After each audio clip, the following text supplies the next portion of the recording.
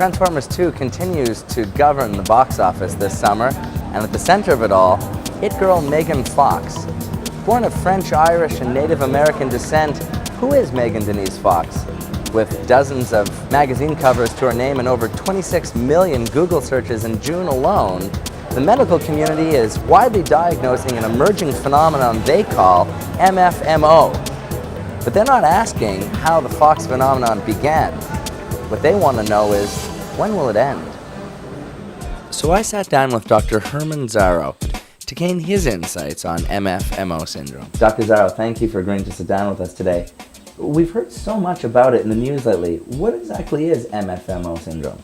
Well, MFMO syndrome, or Megan Fox Media Oversaturation Syndrome, is a neurobiological disorder stemming from an oversaturation of Megan Fox-related media. This causes affected individuals to move beyond their natural inquisitive curiosities and develop a certain psychological dependence on Megan Fox-related media. So if I understand correctly, the same way one may be said to develop a chemical dependence on a drug, the same may be said of an individual being addicted to Megan Fox. That's right. That's exactly right.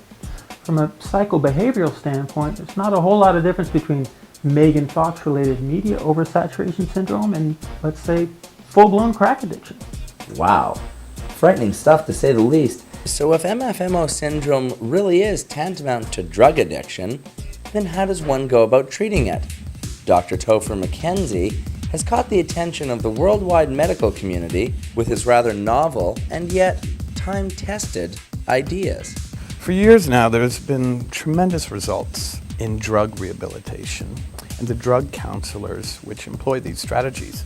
And quite simply put, they substitute the drug addict's drug with a less hazardous stimulant. We use dextroamphetamines for hardcore MeF Heads and methadone for heroin junkies. A recent immigrant to the United States, Zeki, is also a recent graduate of Dr. McKenzie's rehab program.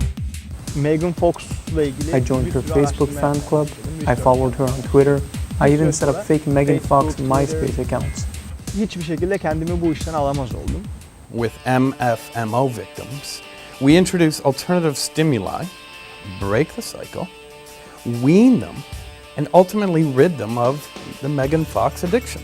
While the Megan Media Blackout Day, being supported by websites like AskMen.com, does seem likely to help those suffering from MFMO syndrome, at least for a day, one thing remains clear.